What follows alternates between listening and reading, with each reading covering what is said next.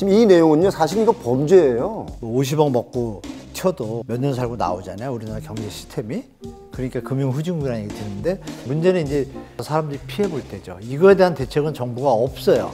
현장에서 입주할 때 서로 이렇게 묻는 대화가 있어요. 그 현장도 도끼 날라다녔니? 저는 지금 대한민국의 부동산이요, 우리를 역습하고 있다. 나에게 기쁨을 줬던 부동산이 이제 나에게 슬픔을 주는구나. 실질적으로 이 말은 시행하시는 분들이 저를 붙잡고 하는 얘기들이에요. 그런데 뭐 본인들이 다 뛰어오르고 본인들이 본인 발등 찍은 거죠.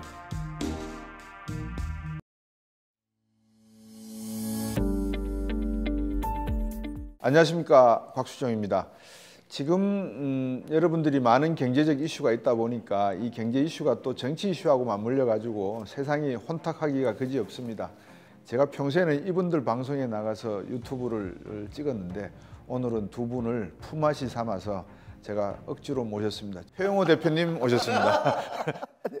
안녕하십니까, 표영호입니다. 한문도 교수님 오셨습니다. 예, 안녕하세요. 반갑습니다. 부동산 시장 한번 뭐라 그럴까요? 업황에 대해서, 상황에 대해서 한번 현장 말씀 우리 표 대표님께서 해주시고 우리 한문도 교수님께서 정리를 한번 쫙 해주시면 어떨까 싶습니다. 특히 요즘 시장에 가보면 어떤 분위기가 있냐면, 뭔가 내 집 마련을 하시려는 분들은 막 불안해하고 있고, 또 내 집을 갖고 있는데 팔려는 사람들은 왜 안 팔리냐고 아우성인 분들이 있고, 또 강남권의 잠삼대청이라 해가지고 이제 잠실, 삼성동, 대치동, 청담동 쪽에서는 토지거래 허가구역을 좀 풀어주면서 아, 이제 우리도 반포처럼 아파트값을 띄워서 팔 수 있구나, 이런 또 기대감이 있어서 호가들이 막 3, 4억, 5, 7억씩 막 뛰어요.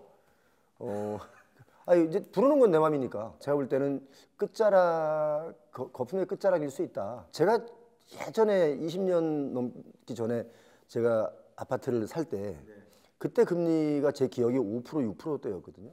대출 금리가요? 예. 그러니까 그때보다는 지금이 좀 더 싼데, 지금 이렇게 많이 힘들어진 이유는 소득 대비 부동산의 가격이 높기 때문에 더 힘든 거거든요.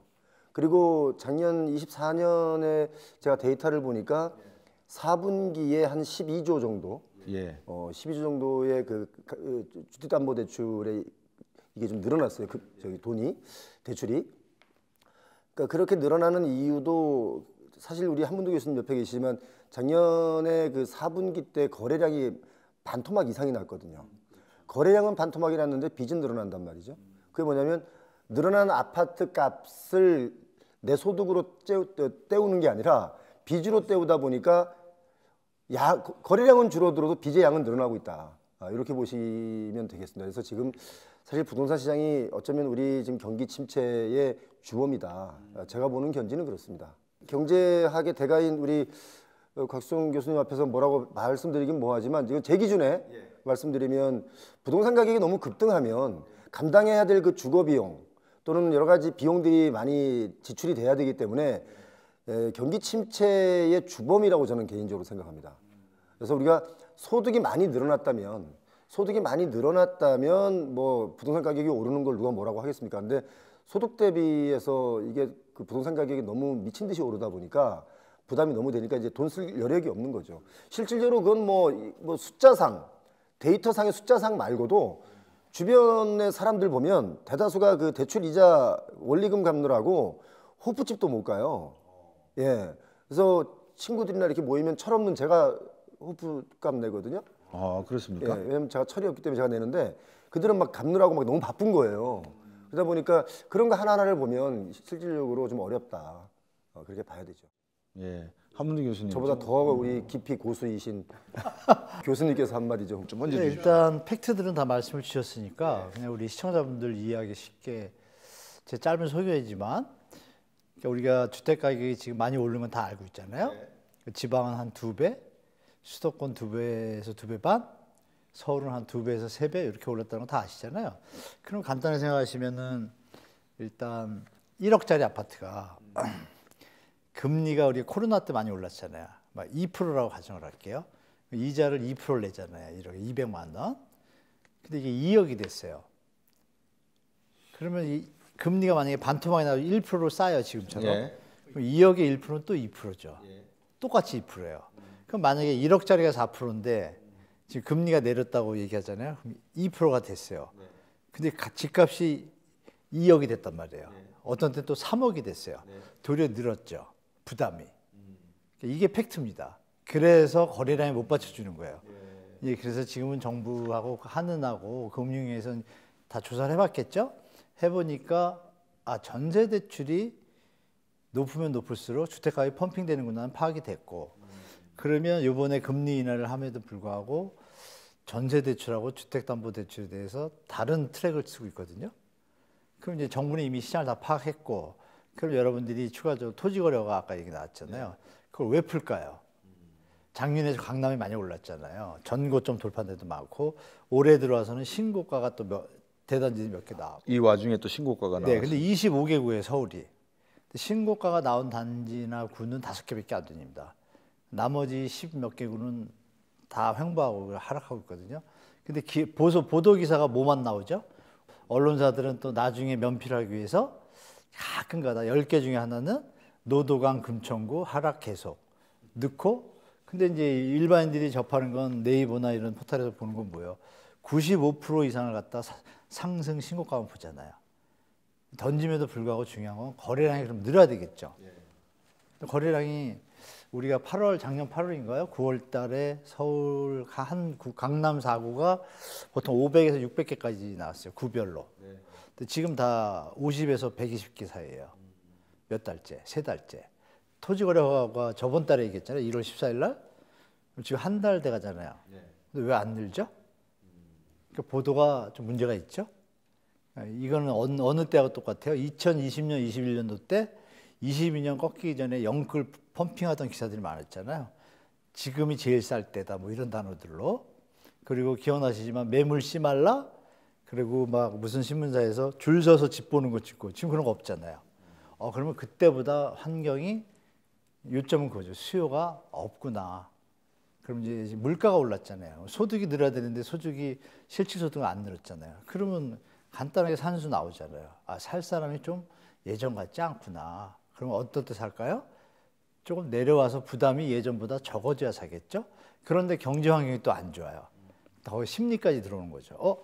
이거 집 샀다가 혹시 이런 과도기다. 근데 이게 아까 말씀드린 끝자락이라 그랬잖아요. 상승에 저는 거꾸로 슬로우 저펜의 모습을 시작하는 초입이다라고 보고 있습니다. 똑같은 얘기죠. 그렇게 저는 시장을 보고 있습니다. 우리 PD분 중에 한 분이 그걸 여쭤보셨어요, 저한테. 지금 우리나라 부동산 시장이 일본을 따라가느냐. 100% 따라간다. 일본의 100%요? 예, 저는 100% 따라간다고 봐요. 저는 95% 정도.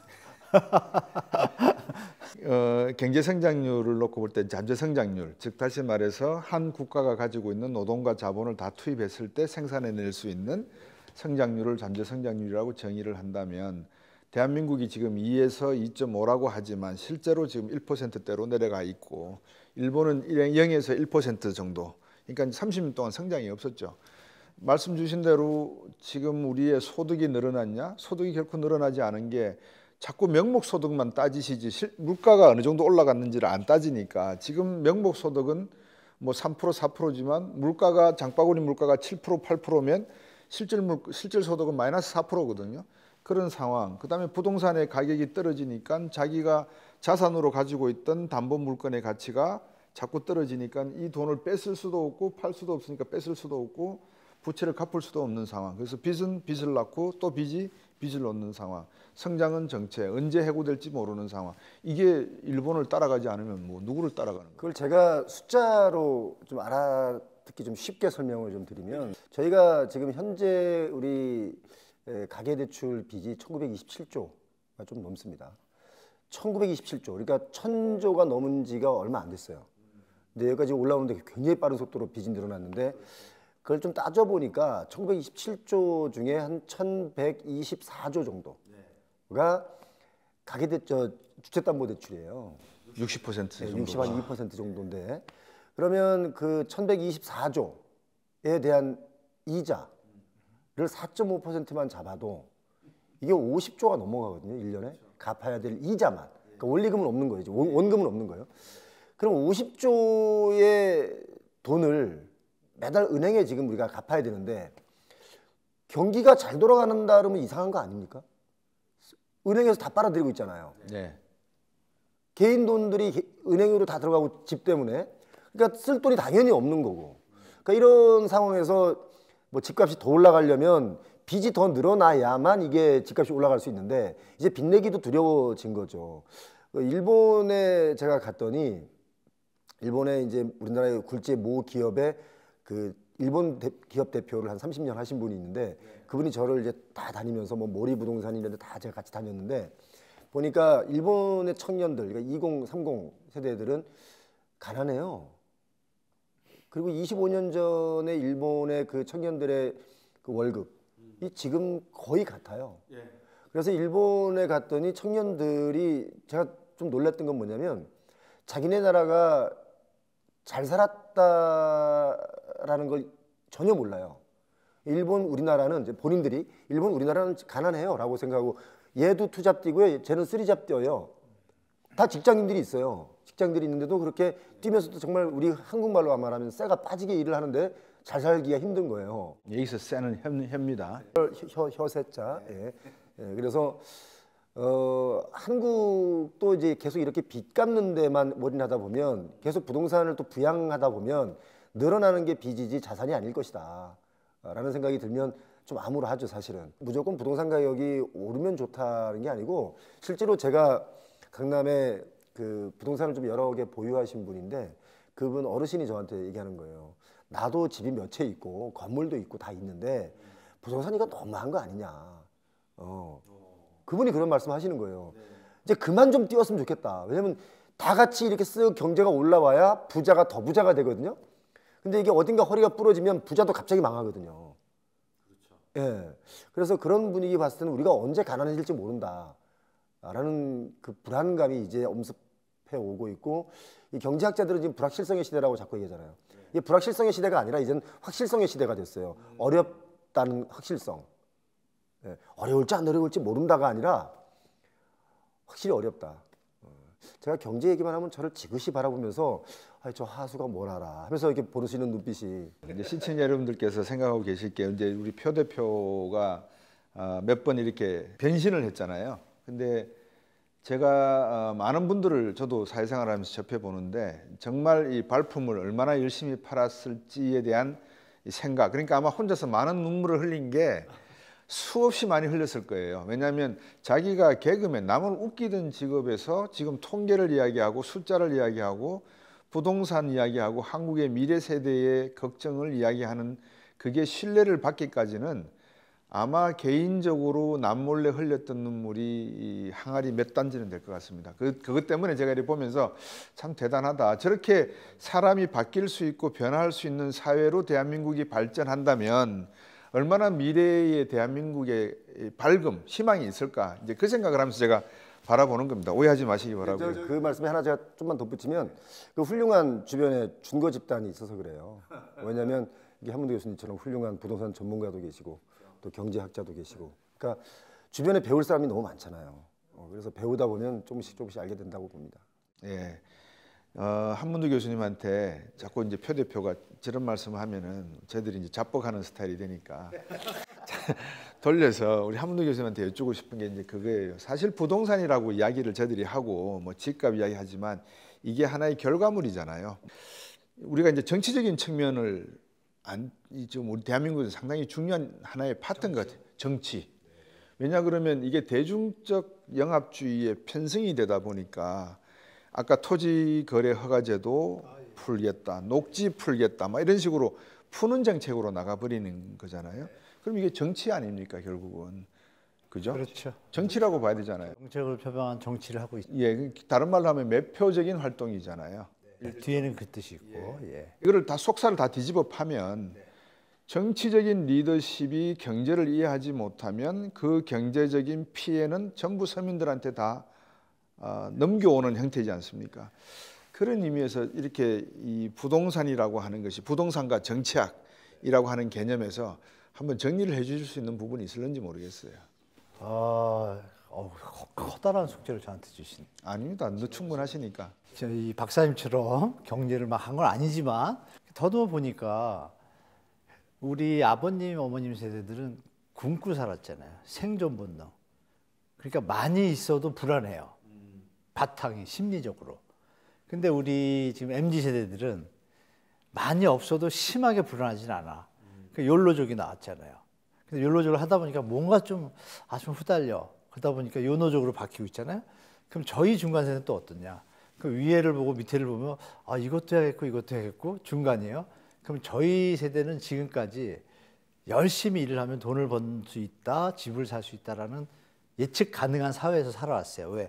워낙 못 살았으니까 다 같이 부동산으로 뭐 갭투기하고 이런 생각이 아니라 일단 먹고 사는 것부터 해결하자 보니까 열심히 일하다 보니까 당연히 잉여 생산물이 여러 형태로 나왔잖아요. 그 속에서 이제 뭐 위대한 리더들이 있었잖아요. 우리 산업은 박정희 대통령이 시작을 했고 또 인터넷은 또 김대중 대통령이 하고 이런 말씀하신 그런 리더들이 나왔을 때 한 단계씩 업그레이드를 하는데 최근의 형태를 보면 한 12년 지금까지 보면 뭔가 뚜렷이 보이는 게 없잖아요. 중간에 코로나가 있고 그리고 빚내서 집 사라가 시작됐고 그러면 예전에 굶던 시절에서 살아나다 보니 이제 좀 살만하니 써보자 이런 분위기가 막 달아오르니까 다 써보다 보니까 이 지경이 됐잖아요. 그리고 표계산할 거예요. 정치인들이 표계산하다 보니까 유주택자 수가 50%를 넘었네. 이런 아주 단순한 매표 행위에 맞춘 부동산 정책이 시작된 거죠. 그러다 보니까 결과론적으로 공공의 정책을 항상 선을 표방하지만 그 결과가 아주 나쁜 결과가 나올 때가 있는데 지금 그 방향으로 지금 가고 있죠, 우리나라가. 그럼 여기서 우리가 생각할 거는 그럼 어떻게 할 것인가? 끝물이냐 이게 계속 갈 것이냐? 자연은 위대하잖아요. 개미와 배짱이도 아시잖아요. 우리가 지금 우리 능력보다 맞는 집값이에요. 높은 집값이에요. 이게 왜 나왔죠? 뭔가 과소비가 벌어지고 이런 것도 여기서 나온 거죠. 왜? 우리가 번 거를 100원 벌었다면 100원을 쓸 텐데 부동산의 가격이 오르네? 이미 5억을 벌었어. 또 오를 것 같아. 이거 써도 또 5억 오를 것 같아. 더 썼겠죠? 그러면서 빚은 또 더 땡기겠죠? 또 따라오는 추세 수요가 있겠죠? 그런데 딱 정점이 어때요? 일본처럼. 아까 말씀하신 저는 95%라 했잖아요. 일본처럼 딱 그 지점에 온 거예요. 왔지만 현실을 외면하고 싶죠, 정치인들은. 그러니까 나는 국가는 모르겠고 그냥 난 국회의원이나 2번 더 해야지. 이런 사람들이 많아진 이유는 뭐냐. 물질 만능주의의 과도기가 우리가 온 거죠. 처음 제대로 잘 살만한 거예요. 지금 잘 사는 것 같고 뭐 포르쉐 몰고 뭐 이 분위기가 막 됐다가 뭔가 이상해가 돌아보니까 이제 아나바다 운동의 기운이 나오잖아요. 다이소가 매출이 늘고 정신 차린 거죠. 그럼 이 정신 차리는데 비싼 집값을 살까요? 정치들은 그냥 여전히 그냥 정치질만 하고 있고 그래서 정치만 바뀌면 대한민국 언제든지 도약할 거다. 그래서 추가적으로 아까 95% 100% 얘기했잖아요. 차이점이 뭐냐면요. 일본은 잘 나갈 때 우리처럼 취해가지고 계속 갔고 우리는 워낙 더 어려웠기 때문에 막 가다가 이거 뭔가 좀 더 해야 되는데 이러면서 K-뷰티, 뭐 불닭라면 난리 났잖아요. 김치, K-팝. 그러니까 새로운 동력이 있잖아요. 그러니까 일본 짝은 안 날 거라 이거죠. 그렇게 해서 제가 95%라고 그랬습니다. 우리나라가 가만히 보면요. 뭐 경제 이런 건 잘 모르겠지만 바로 옆에 준거 집단이라고 제가 늘 하는 일본이 우리에게 반면 교사나 또는 경쟁 심리를 부추겨 줬다. 특히 우리가 한일 뭐 축구를 해도 막 난리가 나잖아요. 그러니까 뭐든지 일본한테는 지기 싫어하는 이런 게 있으니까 경제도 빨리 일어났고 또 이제 그 잃어버린 30년 일본의 그 부동산 폭락 이런 것들도 이제 우리가 빨리 배우는 것 같아요 지금. 그래서 지금 중국도 부동산 때문에 많이 무너졌잖아요. 지금 한국이 남아 있는데 한국은 뭐 전세제도 때문에 안 무너질 거다라고 주장하시는 분들이 많이 있고 또 제가 어떤 이 말씀드리기 전에 제가 또 한 가지 전제를 깔아야 될 게 저를 하락론자라고 보는 분들이 있어요. 저 하락론자 아니거든요. 부동산 가격이 하락할 때가 돼서 하락한다고 얘기했더니 저보고 하락론자래. 팩트론자인데. 저는 시장론자인데. 근데 이제 그 전제를 깔고 저는 시장론자인데 제가 부동산 시장을 공부하면서 뭘 느꼈냐면 이건 정말 우리 시청자분들이 깨달아야 돼요. 다선 의원이 나온 동네가 제일 후져요. 이거 맞는 것 같아요. 저도 동감합니다. 제가 솔직히 말씀드리면 다선 의원들이 나온 동네가 발전이 안 되는 거예요. 왜 그런가 봤더니 일단 그러니까 당도 다선, 사람도 다선이 나오면 당연히 발전 안 시켜요. 발전되면 사람들이 드나들면서 그 인적 구성이 바뀌면서 표가 달라지기 때문에. 그래서 저는 이걸 계속 몰아찍어 주는 것도 문제가 있구나. 그래서 여러분 제 생각인데 그동안 살아온 대로 한 반대로 찍어보는 것도 괜찮아요. 제가 볼 때는 A를 지지했으면 이번엔 B를 지지해주고 다음엔 또 A를 지지해주고 이렇게 바꾸다 보면 더 잘하려고 애를 쓰거든요. 이 사람들이 골마 터지는 게 아니라. 그래서 저는 정치적으로 이 부동산 시장을 본다면 그런 게 보여요. 그래서 그런 게 좀 많이 아쉽습니다. 제가 시청자 여러분들이 말씀을 드렸잖아요. 우리 표 대표가 깜짝 놀라게 한다니까요. 이렇게 말씀하시는 걸 들어보면 한문도 교수님은 워낙 이렇게 내공이 깊으시니까 뭐라고 말씀하셔도 제가 감동하는 데는 한계치가 있습니다. 워낙 뛰어나셔서. 아니 워낙 뛰어나셔서. 그거를 타파하려 그러면 한문도 교수님은 한 일주일을 공부하셔야 된다고 하면 우리 표 대표님이 이렇게 말씀하시면 저도 그렇게 놀라는데 여러분들 생각에 지금 우리 표 대표가 지적하시는 분들을 진짜 고민해 볼 필요가 있다고 생각되는 거고 저는 이 생각을 해봤어요. 원가에 대한 공개 이 문제인데요. 그 무슨 말씀이냐 그러면 아파트 시행 시공을 하나 하면 도대체 몇 층을 건설사가 수익으로 잡고 가는지 그러면 층간소음이라든지 모든 소음의 문제, 환경의 문제, 배관의 문제 이런 것들은 질적인 문제는 무시를 하고 형식적으로 빌딩만 지어 올려서 관리하는 거는 차후의 문제고 그거는 관리사무소가 알아서 하면 되고 나는 분양만 하고 선분양해서 물건만 다 해소하면 그 다음부터 다른 물건 그래서 사람들이 막 꼴게 만드는 광고 때리고 이게 관치금융의 또 다른 하나의 가면이 아닌가 싶어서 표 대표님한테 그거 한번 여쭤보고 싶었어요. 자, 원가 공개 안 하는 이유는 아마 한문도 교수님이 제일 잘 아실 거예요. 그런데 제가 아는 기준선에서 제 사이트로 말씀드리면 사실 원가 기준 공개 못합니다. 왜 못하는지 아세요? 우리가 장부상 보여지는 금액 말고도 손에 묻는 금액들이 너무 많기 때문에 원가 공개를 할 수가 없어요. 그러니까 뭐 원가 공개를 하라 그러면 가짜 장부로 만들어야 되는데 그 가짜 장부를 어떻게 만들 겁니까? 그럼 큰일 나는 일인데. 큰일 나죠. 그렇죠? 그리고 그 부동산에는 수수료라는 게 많이 있습니다. 뭐 우리가 흔한 말로 땅을 살 때 빌리는 브릿지론을 할 때도 수수료가 들어가고 이자 내는 건 당연한 거고 이런 뭐 그다음에 뭐 인허가 과정에서도 그렇고 또 그 내가 봐줄게 내가 알아봐 줄게 또 누구누구 뭐 이렇게 하면 또 누구누구 또 섭외를 해야 됩니다. 예를 들어서 무슨 위원회 회의한다 그러면 그 위원회에다가 몇 명 또 간첩을 심어야 돼요. 이거 허가 내줍시다 뭐 이런 식으로 바람 잡는 사람이 있으면 옳소 뭐 이래가지고 하려면 또 그 사람들 만나서 로비하려고 그러면 그 돈 어떻게 다 원가 적어요? 한문도 50만 원, 곽수정 30만 원 적어야 돼요? 이거 적으면 원가 이거 큰일 나는 일이잖아요. 그러니까 원가 공개가 안 되고 자 그리고 또 이거 하나는 짚고 넘어가야 돼요. 우리 한문도 박사님 아드님이 한문도 박사님보다 키가 커요, 작아요? 좀 큽니다. 좀 크죠? 자녀분들이 다 클걸요? 그죠? 사실 요즘에 아파트 이 층 기준이 이미 30-40년 전 기준이거든요. 그럼 요즘 청년 세대들 이게 손 뻗으면 천장이 닿아요. 전구 그냥 갈아요. 우리는 의자 놓고 갈았잖아요. 얘들은 그냥 갈아요. 그러면 이 층고도 올라가야 되거든요. 근데 층고를 10cm 올린다 만약에 그러면 위에 한 층은 빼야 돼요. 한 층 빼면 그 돈이 얼마예요? 그러니까 아파트 층고 이게 못 올리는 거예요. 자, 이런 걸 다 따져보면 우리가 개선해야 될 부분들이 너무 많은데 이 개선을 안 하고 그냥 용적률만 올려줘가지고 세대수 많이 불리면 이익을 많이 낸다. 이걸로만 가니까 왜 또 그렇게 나올 수밖에 없냐면 아까 말씀드렸잖아요.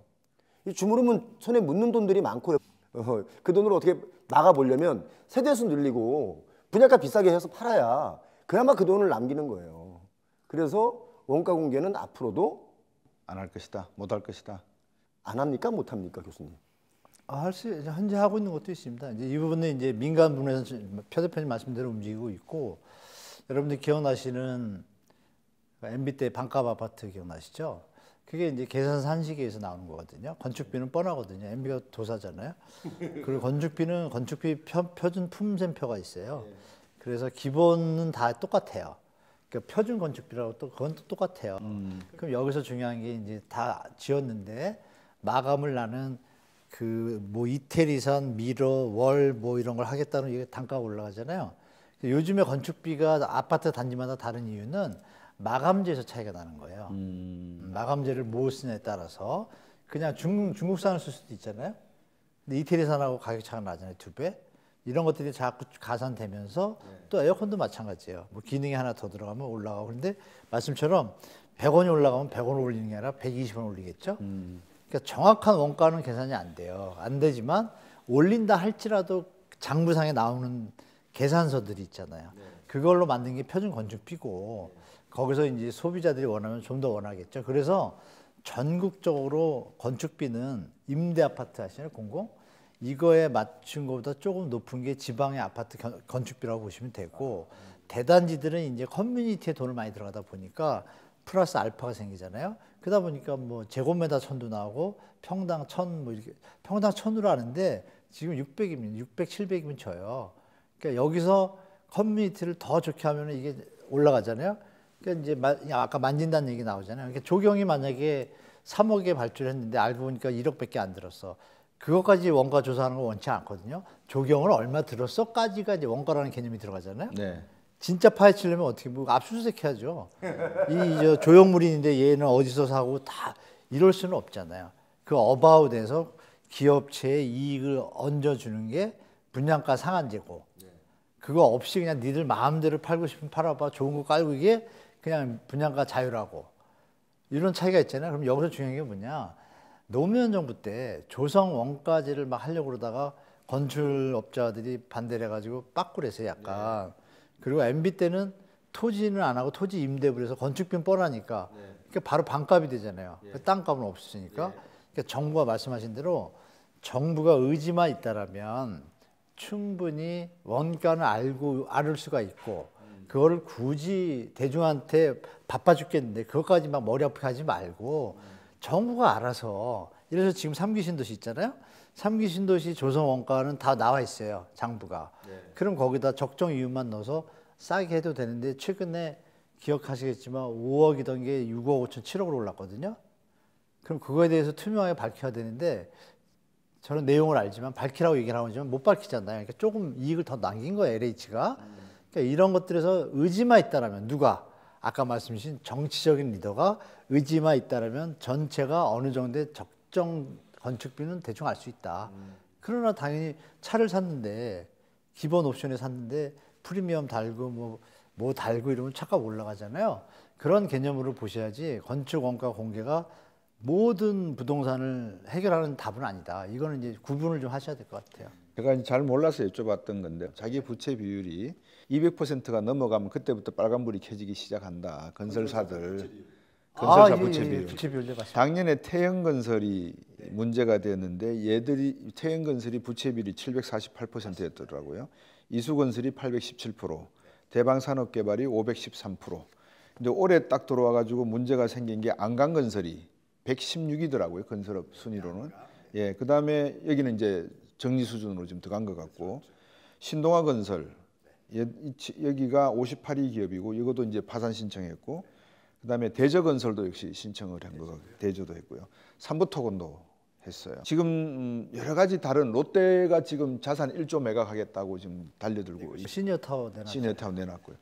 이런 걸 보면 그 건설사의 그 원가 기준에 대한 명확한 가드라인이 없으면 200%가 딱 넘어가는 순간에 바로 금융기관이나 정부에서 저 건설사에 대해서는 더 이상 대출이라든지 뭐 자기 관리에 대한 회생 절차에 들어가는 게 맞다라고 판단을 내릴 수 있는 거 아닙니까? 네, 그냥 시장 논리에 맡겨놨으면. 근데 그거를 시장 논리에 맡겨놓지 않고 살아보려고 노력하는 걸 보고 그렇지 너가 계속 살아야 경제가 돌아갈 수가 있으니까 돈 대주고 뭐 대주고 분양하는 데 있어서 뭐 토지 가격도 낮춰주고 제가 관치라는 말을 그래서 쓴 거거든요. 맞는 말씀이에요. 그렇게 살려놓으니까 결국은 문제가 더 크지만 커졌지 더 작아지지는 않더라는 거죠.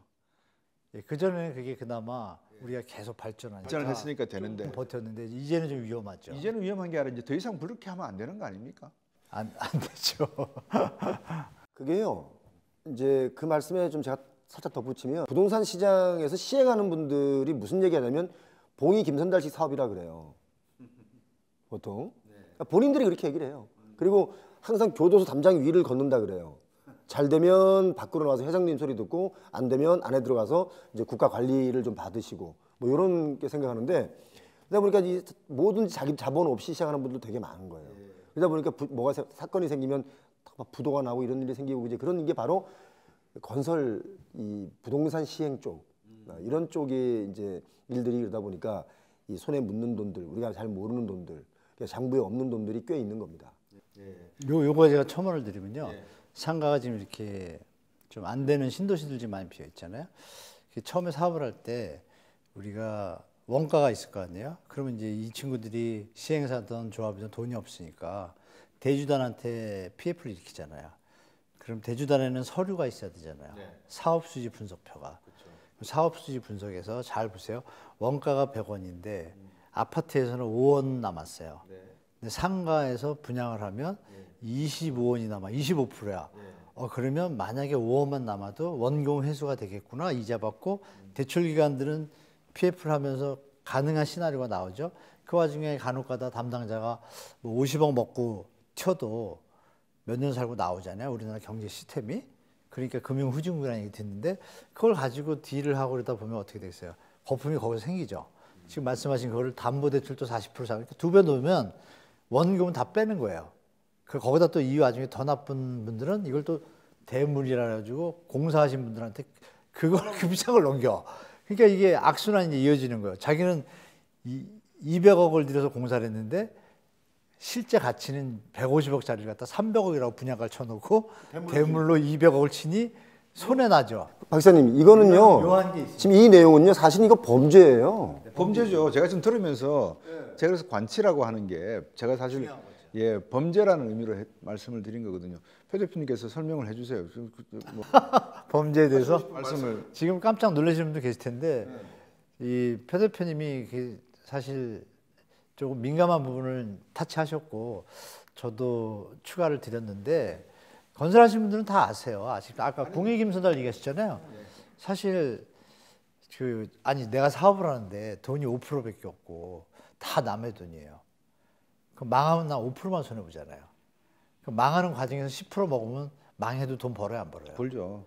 이런 잘못된 알고리즘이 대한민국 토건족한테 좀 있었다. 토건족이라면 안 되고 디벨로퍼들 이게 지금 성행을 한 시기가 이제 지나가고 있는 거죠. 사실 이런 소재, 이런 주제로 토킹을 할 때 한문도 교수님은 되게 좀 위험해요. 왜냐면 조심해야 돼요. 왜냐면 이 업계에 오래 계신 분이기 때문에 야, 너 한문도 연락되니 이러면 다 연락하면 연락될 거란 말이죠. 근데 이제 표영호 입을 못 막는 이유가 표영호는 그 다른 업계에서 활동하던 사람인데 갑자기 부동산 업계, 아까 박사님 말씀하신 대로 부동산 업계 와서 막 자기 의견을 얘기하는데 이걸 지적하자니 맞는 말이고 지적 안 하고 넘어가자니 막 속이 쓰리고 또 지적을 해서 뭔가를 한번 해보자니 일이 더 커지면 이슈가 돼가지고 더 망가질 것 같고 이런 딜레마가 있는 거예요. 그래서 어떤 분이 제게 연락이 오기를 야, 이쪽 부동산계에서 표영호를 되게 곤혹스럽게 생각해. 그래서 왜 그랬더니 연락이 안 된다는 거예요.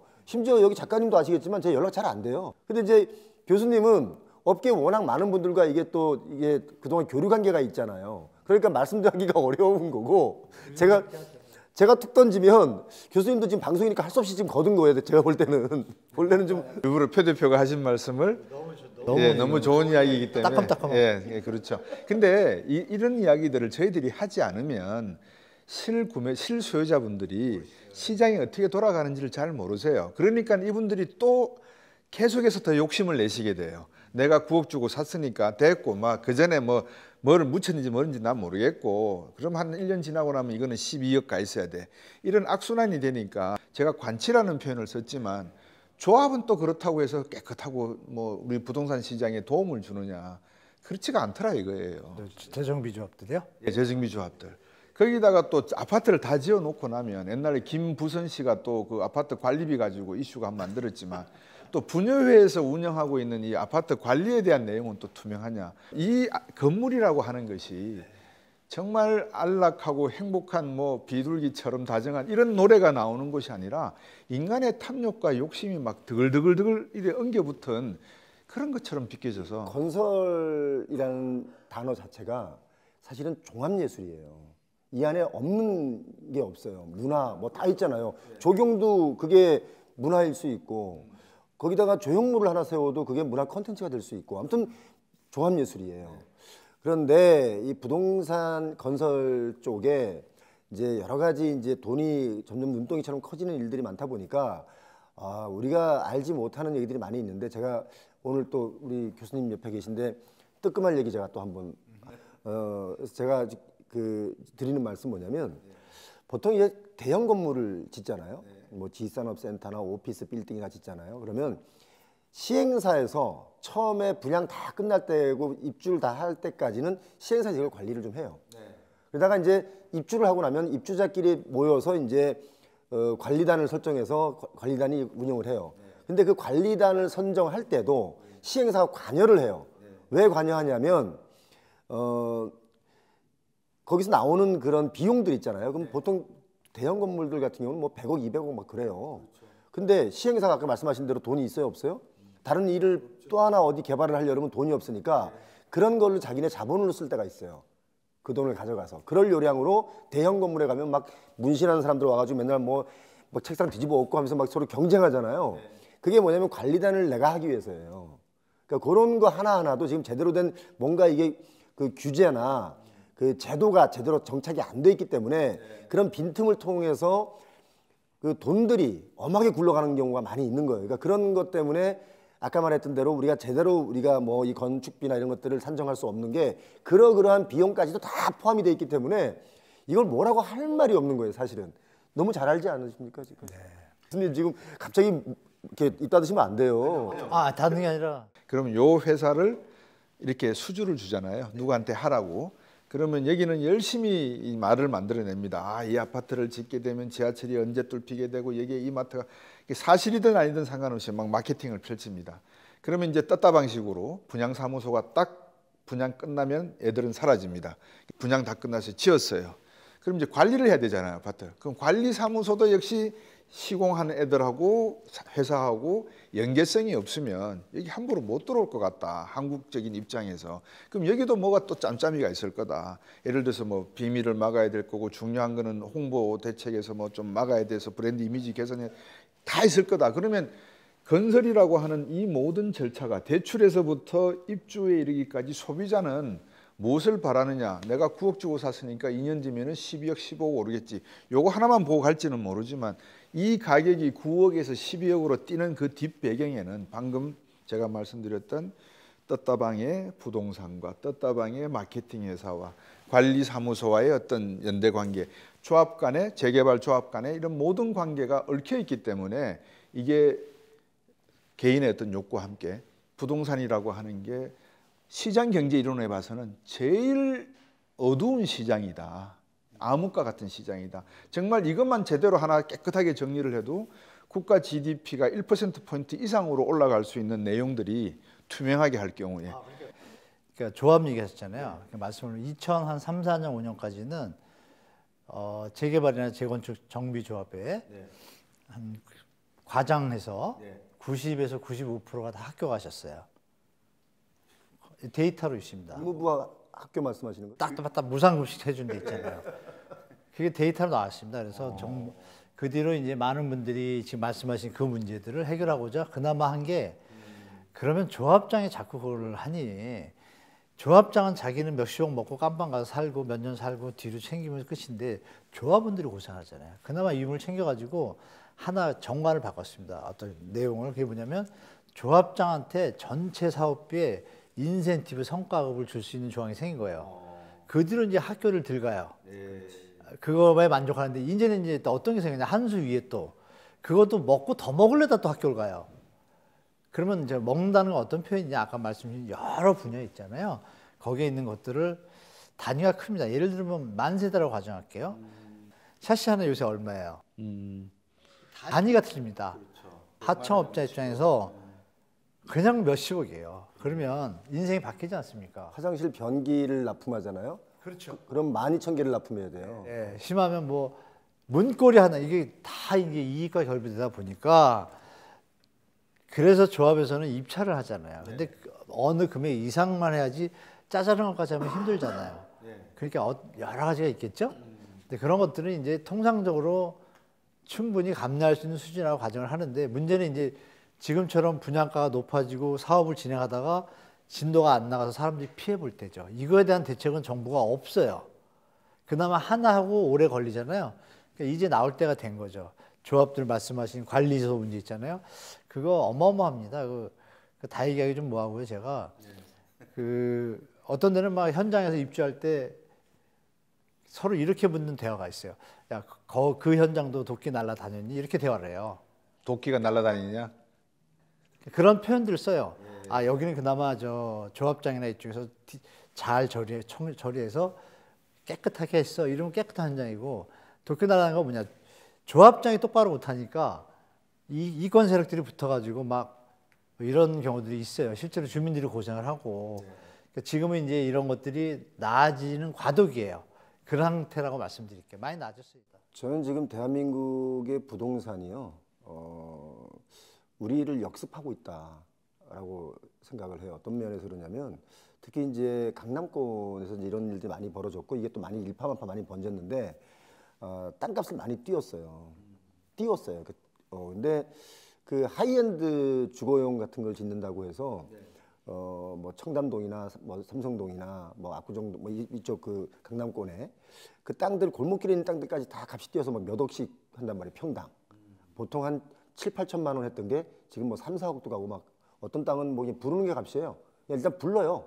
근데 그거를 부르면 시행사가 이제 A, B, C가 있으면 A가 2억 부르면 B가 3억 부르고 C가 4억 부르면 옆에 D가 6억 부르고 이렇게 해서 사요. 그래서 이걸 하이엔드라 그래가지고 뭐 오피스텔 지어서 뭐 위에 수영장이 있네, 뭐 발레 서비스를 해주네, 막 이러면서 분양을 완판을 한단 말이에요. 완판을 했어요. 이제 그렇게 돈을 벌었는데 이게 지어놓은 걸 가만히 들어가서 보면 그 값어치가 안 되는 거예요. 위에 수영장 있으면 입주자들이 수영장 계속 쓸까요? 관리비 많이 나온다고 다들 그래요. 그러면 덮어요. 발레 서비스는 뭐 공짜로 발레 해줍니까? 다 비용 나가잖아요. 그러니까 마치 그게 그냥 서비스인 것처럼 느껴졌던 사람들이 비용이 많이 나가네? 그래서 그걸 결국 덮거든요. 그리고 그 정도 규모로 뭔가 서비스를 하려면 제가 늘 주장하는 거지만 보통 오피스텔도 2,500세대가 돼야 돼요. 근데 그런 데가 없잖아요. 그러니까 그러다 보니까 이제 이 사람들이 A 지역에서 성공했어. 분양을 돈을 벌었어. 그럼 B 지역도 성공했어. 여태까지 좋았어요. 근데 이제 본인들이 땅값을 띄워놨잖아. 그랬더니 저쪽 C 지역, A, B에 성공하고 C 지역에 갔는데 땅값이 너무 비싼 거야. 그래도 나는 성공했으니까 또 사. 이래서 묶인 곳이 지금 서울 강남권에 엄청나게 많습니다. 호텔 부지부터. 그런데 보면 본인들이 다 띄워놓고 본인들이 본인 발등 찍은 거죠. 분양도 안 되고 지금 PF도 안 되고. 또 PF가 될 수 없는 이유가 오피스텔 뭐 한 30평대가 뭐 70억에 분양한다. 네? 뭐 심지어 저 터미널 뒤에 있는 건 뭐 펜트하우스 해서 뭐 70평 뭐 아무튼 그렇게 해서 250억에 400억에 분양한다. 뭐 이렇게 나오니까 지금 이해가 안 되시죠? 지금 표정이 약간 지금 뭐 이게 무슨 얘기야 이러시는 표정인데 실질적으로 그런 일들이 벌어지는데 그걸 누가 분양받겠어요? 그럼 이제 가끔 어젠가에 또 그런 그 인터넷에 기사가 떠요. 모 연예인이 뭐 29억 오피스텔을 21억 대출받아서 샀다. 뭐 예를 들면 그거 다 홍보 광고잖아요. 여긴 연예인도 샀으니까 빨리 사세요라는 뜻이거든요. 근데 누가 얼마 주고 뭘 샀던 게 사실 무슨 관계가 있겠습니까만은 근데 그게 과연 그 정도의 값어치가 있을 정도가 되느냐. 심지어 하이엔드라고 해서 지어놓은 거 보면 주차도 1대1이 아니에요. 주차장도 부족해요. 그럼 뭐 30억짜리 오피스텔에 살면서 주차장도 없는 데 가가지고 맨날 차를 밖에다 대고 아니면 걸어 다니고 하겠습니까? 그러니까 이런 것들이 안 맞아서 이게 보니까 지금 오히려 시행사분들 중에 그렇게 땅값이 뛰고 막 하다 보니까 본인들 사업이 지금 어려워진 분들이 있어요. 이게 뭐냐면 이게 부동산의 역습이라는 거예요. 나에게 기쁨을 줬던 부동산이 이제 나에게 슬픔을 주는구나. 실질적으로 이 말은 시행하시는 분들이 저를 붙잡고 하는 얘기들이에요. 근데 이런 분위기를 제가 우리 함도 교수님 케이스가 이 건설 쪽에 많은 그 교류들이 있는 분인데도 불구하고 이런 말씀들을 참 솔직하게 말씀하시더라고요. 이렇게 간헐적으로. 그래서 우리 함도 교수님은 진짜 저런 얘기를 허심탄회하게 다 하시는구나. 근데 저는 그렇게 허심탄회하게 얘기하는 분들이 시장을 저는 오히려 더 바르게 만든다고 봐요. 시장이 발라져야 시행하는 분들이 뭔 죄가 있어요? 시행하는 분들도 돈을 벌고 안정적으로 뭔가 사업을 영위하려면 시장이 올바르게 돼야 되잖아요. 시장이 많이 왜곡되면 본인들 사업이 힘든 거예요. 그죠? 제가 사랑하는 여자가 있는데 저 여자가 막 들쑥날쑥해 막. 안정이 안 되잖아요. 뭔가 안정이 돼야 사랑도 하고 연애도 할 거 아닙니까? 지속적으로, 그죠? 그러니까 그런 거 봤을 때 지금 부동산의 역습 시간이 왔다. 제이가 이런 얘기하고 나면 꼭 물어봅니다. 맞습니까? 아, 정확하십니다. 그 시행사 얘기하셨잖아요. 시행사 사장들이 이제 대화를 나누시면 지금 사업할 게 없답니다. 돈이 있어도. 실제로 강남역 사거리 뒤이면도로 블록들이 불과 2, 3년 사이에 한 8천 1억 가던 것들이 2억 5천이 되고 3억까지 갔어요. 그 지역에 있는 사람들이 스스로 놀랬고, 그리고 그 3억대에서 물렸습니다, 다들. 그래서 강남 일대 펜스 친 데가 지금 많고, 그 앞선 사람이 파산이 되고 도저히 이자를 못 내니까 뒤에서 받는 사람들이 한 30% 정도 2억대로 좀 빠져가지고 인수해서 그나마 그건 삽을 뜨고 있고, 지주들이나 시행사들이 버티는 데들은 계속 펜스 치고 손가락 빨고 이제 힘들게 지내고 있죠. 중요한 것은 뭐냐면 그 2억도 아까 말씀하신 너무 비싸게 팔았으니까 그때 토지 가격이란 말이에요. 근데 수요가 없잖아요. 그럼 내려와야 되잖아요. 그럼 시행자들이 지금 어떤 얘기를 하고 있냐? 한 번 더 내려야 사업할 거리가 있다고 서로 얘기를 해요. 그럼 뒤에 사람이 남을 게 있어야 이게 사업이 된다는 얘기고, 지금은 수요가 없다는 얘기잖아요. 그러면 여기서 답이 나오잖아요. PF는 빨리 해야 되는구나. 그래서 IMF가 PF 구조개혁 빨리 하세요 공고했잖아요.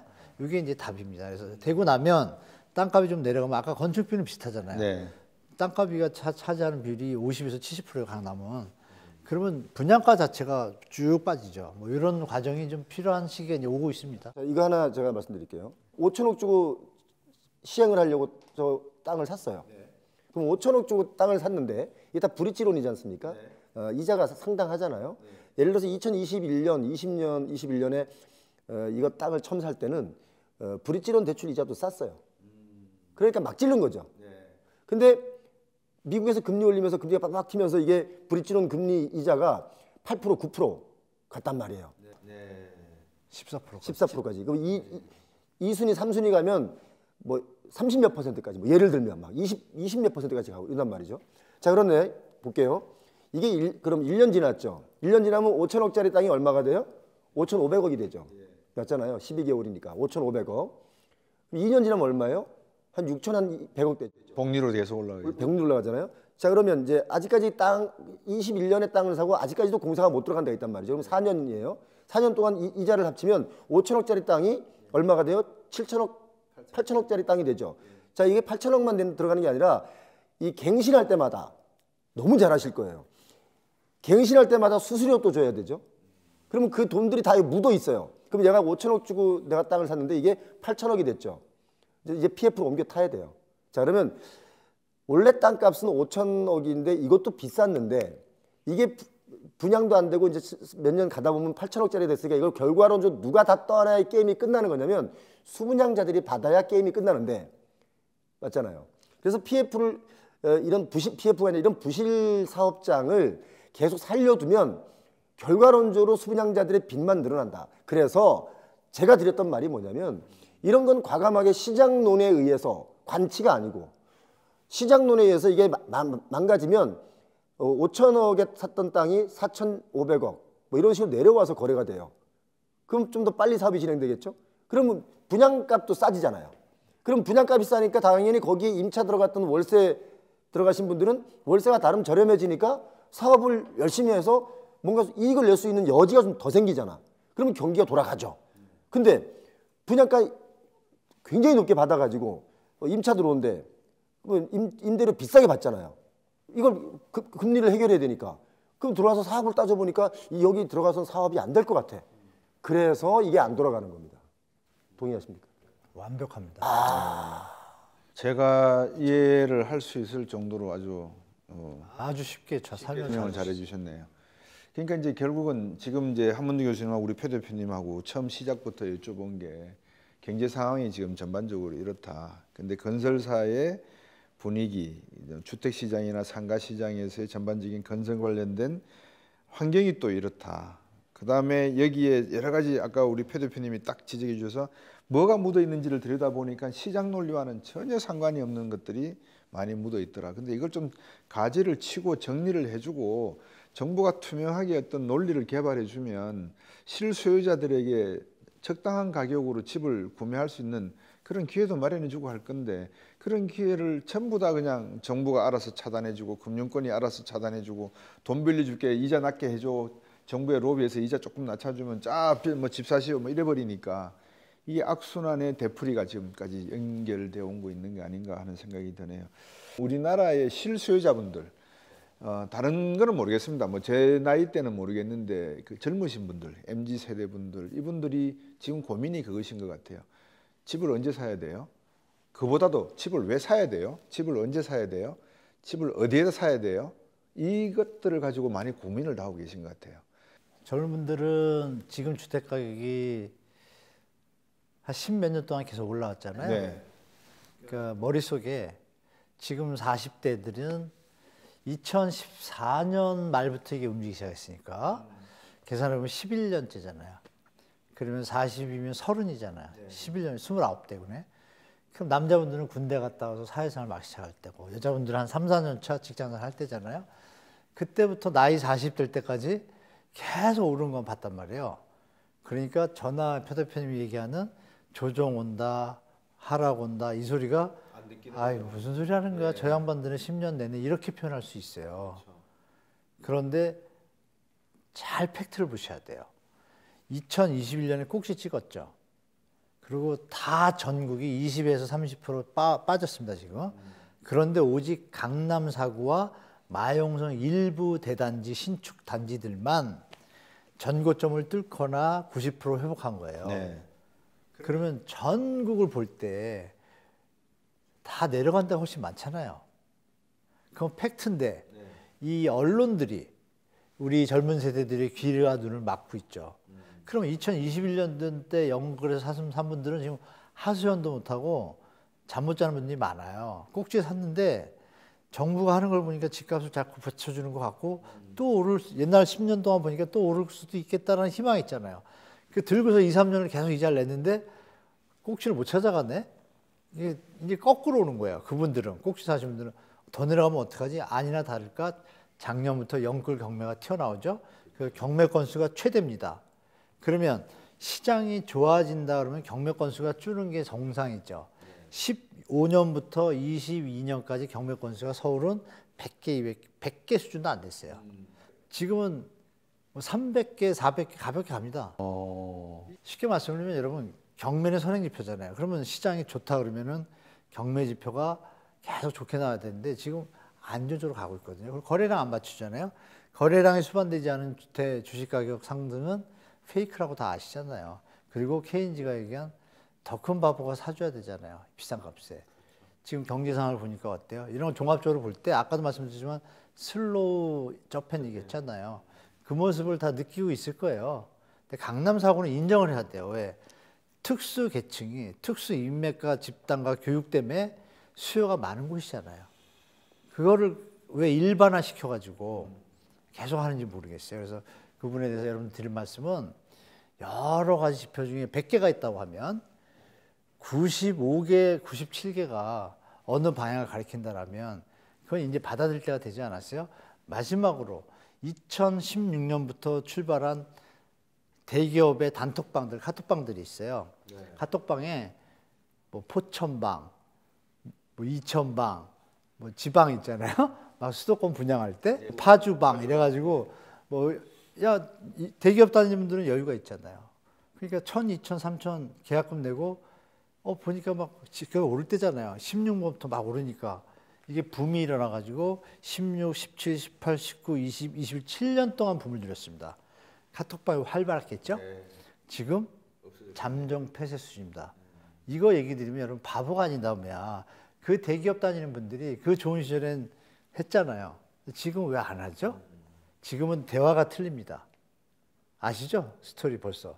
그러면 여러분들이 팩트를 봐야지 왜 팔랑기처럼 특히 그 영끌 시절에 폭락 직전에 집 사세요. 지금 아니면 지금이 제일 쌀 때 이거에 속아서 당한 분들도 눈으로 보면서 왜 마치 뱁새 뭐 이런 표현은 좀 그렇지만 자기의 소망과 욕망과 현실과 비교를 할 줄 알아야 되는데 그리고 경제 사이클도 보고 그냥 옛날 추억에 젖어서 옛사랑을 잊으면 이제 잊을 때가 된 거예요. 옛사랑을. 드릴 말씀은 지금 정부가 던진 대책의 향방을 보세요. 아, 이대로 가격이 유지하기 힘들다고 판단했고 PF가 갑자기 무너지면 리스크가 발생을 하고 흐름 다 팩트도 있잖아요. 그럼 여러분들이 여기까지 말씀드려도 이해 못한다고 하시면 그분한테는 제가 드릴 말씀이 없고 이제는 자산관리 포트폴리오를 슬로우 접현형에 맞게 준비하시면 우리 저 K뷰티하고 불닭이 막 해가지고 경제가 좋아질 때 다시 좋아질 때 그때 다시 한번 기회가 올 거라고 좀 말씀드리고 마무리 짓겠습니다. 뭐 긍정적으로 마감해 주시는 건 좋은데 기회가 올 거라고 이 말씀에 제가 조금은 좀 딴지를 걸고 싶네요. 저는 기회가 안 왔으면 좋겠어요. 그냥 사는 곳은 사는 곳이지 그게 어떤 강남 4구 아까 말씀하신 용산 뭐 강남 이 특수한 지역을 빼고 그러니까 자기들끼리 상위 0.1%가 노는 마을에서는 저거들끼리 뭐 10억을 올리든 100억을 올리든 여유가 되니까 올리는 거고 우리가 물론 살아가는 목적이 에임하이 저 높은 곳을 향해서 간다는 일부 분야들도 계시지만 일반 서민분들은 정말 내 집 하나 그냥 비 맞고 바람 맞고 눈 막으면 되는 그리고 가족들이 오붓하게 지낼 수 있으면 되는 그런 집을 하나 소소하게 지녔으면 하는 생각이 더 많지 않을까요? 그런 분들에게는 기대를 제가 드리고 싶지는 않아요. 집값 오른다는 기대는. 그냥 오히려 이런 동네는 여기서 그냥 뭐 죽을 때까지 이 가격이다. 그래도 좋으냐? 살아라. 뭐. 아니, 저는 약간 좀 달라요. 왜냐면 특히 2030, 40, 뭐 30 세대분들 내 집 마련을 할 수 있으면 최대한 빨리 해라. 지금이라도? 아니 지금이라도가 아니라 최대한 빨리 해라. 본인 기준에 빨리 본인 해라. 기준에? 예, 왜냐면 예. 집 없는 서러움이라는 것도 있거든요. 저는 또 그걸 살아봤기 때문에. 근데 단 너무 고가에 막 올라타서 빚을 많이 내서 살면 안 된다. 그런데 제 말에 어폐가 있죠. 너무 고가에 빚을 내서 하면 안 된다. 많은 빚을 내면 안 된다. 근데 지금 그렇게 아니면 또 못 사는 거잖아요. 그러니까 지금 못 사는 거란 말이죠. 그래서 박탈감이 오는 거고 나는 태어나니까 가난하더라. 이런 청년들이 많아진 건데 사실 그 시간이 지나면 이 부동산 자산 특히 이런 이제 우리가 주거용 같은 경우는 앞으로도 계속 자산 가치는 조금씩 오를 거예요. 물가 상승분보다 좀 더 조금 더. 그런데 그럼 거기서 내 자산 가치를 좀 더 띄우려면 어디를 사야 되느냐를 또 봐라. 그러니까 저는 그래서 사지 말라. 뭐 항상 그런 얘기는 아니고 내 집 마련을 빨리 해라. 내가 가능한 내 수준에 맞게 또 너무너무 고점만 보지 말고 또 대출을 너무 많이 땡기지 말고 힘드니까. 그래서 좋은 위치 입지에 내가 살 수 있는 좋은 입지 각자가 다 다르거든요. 뭐 강남에 사는 사람은 강남을 최고 입지라고 볼 거고 뭐 수원 사는 분들은 수원을 또 수원 중에 또 나름대로 좋은 자리의 아파트를 생각할 거고 그렇게 해서 최대한 빨리라도 집을 내 집 마련해라. 그게 어쩌면 좀 더 나은 인생 삶이 될 수 있다. 왜냐면 저도 이사를 많이 다녀봤거든요. 또 툭하면 뭐 월세 올려도 다 달라고 그러고 뭐 이런 서러움들이 있었는데 그런 걸 안 겪으려면 최대한 빨리 좀 알뜰하게 해서 내 집 마련을 하는 게 좋겠다. 꼭 뭐 강남의 최고가만 얘기하지 말고 내 입장에 맞는 거를 선택해서 했으면 좋겠다. 그래서 주거 자가 보유율이 좀 높아졌으면 좋겠습니다. 그래서 인생이라고 하는 게 이렇게 보냐 저렇게 보냐에 따라서의 차이점이지 반드시 이래야 된다 반드시 저래야 된다는 것은 답이 아닌 것 같아요. 지금 두 분 말씀을 가만히 듣고 보다가 왜 집을 꼭 사야 되냐, 산다면 언제쯤 사야 되느냐, 이거는 이제 사야 될 사람들의 이야기고 또 살 필요가 없다고 생각하는 분들은 뭐 그냥 월세를 전전하시거나 전세를 다니시면서 나머지 비용 가지고 내 인생을 즐기면 되는 까르페 디엠을 하면 되는 그런 인생인 것 같고 모르겠습니다. 각자의 가치관이 다른 것 같은데 그 가치관의 기준을 어디에 두느냐가 중요한 것 같습니다. 하여튼 두 분을 모시면 제가 이 어떤 주제를 가지고 이야기를 말씀을 드리든지 걱정은 없는데 늘 문제는 저희들의 문제는 이게 계속 뭐가 남아요. 그죠? 이렇게 채를 걸고 나면 또 조금 남고 또 채를 걸면 또 조금 문제가 남고 언제까지 저희들이 만나서 이야기를 나눠야 될지 모르겠습니다. 근데 끊임없이 나누는 게 좋습니다. 왜냐하면 그 일반적으로 제가 이제 밖에서 이건 뭐 제가 띄워주려고 두 분을 얘기하는 건 아니고 밖에 나가서 그 피드백들을 좀 들으면 곽수정 교수님의 경제 담론이 보편적으로 참 좋다는 거예요. 그리고 너무 많이 배운다는 거예요. 그래서 이런 얘기를 끊임없이 하는 게 좋고, 또 한문도 교수님 케이스도 우리 사실 주변에 유튜브들 중에 정보를 주는 것 중에 보면 부동산 관련 유튜브들이 정말 많지 않습니까? 근데 그 중에 한문도 교수님 이야기를 참 많이 해요. 제대로 된 얘기를 하신다. 이렇게. 그러니까 그렇기 때문에 제대로 된 얘기를 하시는 분들은 자주 이렇게 모여서 얘기하는 게 좋습니다. 그래서 이런 방송을 보면서 각자가 우리가 몰랐던 것도 좀 배우고, 저도 제가 뭐 경제를 뭘 알겠습니까만 교수님 만나면서 좀 더 공부해야 되겠다. 모르는 거 자꾸 물어봐야 되겠다. 이렇게 저도 생각하거든요. 그러니까 방송 이렇게 모여서 자주 해야 됩니다. 잘 알겠습니다. 우리 표영호 대표님도 그렇고 한문도 교수님도 그렇고 저도 그렇고 공통되는 점은 감히 제가 말씀드리는데 한 가지가 있습니다. 될 수 있으면 정직하려고 노력합니다. 시장이 되었건 뭐 관치가 되었건 뭐 정치가 되었건 사회가 되었건 정직하게 시청 여러분들한테 있는 그대로를 설명해 드리고, 이해가 안 되는 것은 서로에게 배움을 받고, 이 세 사람이 계속해서 시청 여러분들에게 다른 채널이든 이 채널이든 여러분들과 만나 뵙고 좋은 말씀 나눠드리도록 그렇게 생각해 보겠습니다. 오늘 바쁘신 가운데 이렇게 와주셔서 또 많은 신청자분들에게 좋은 이야기 들려주셔서 감사합니다. 감사합니다. 고맙습니다.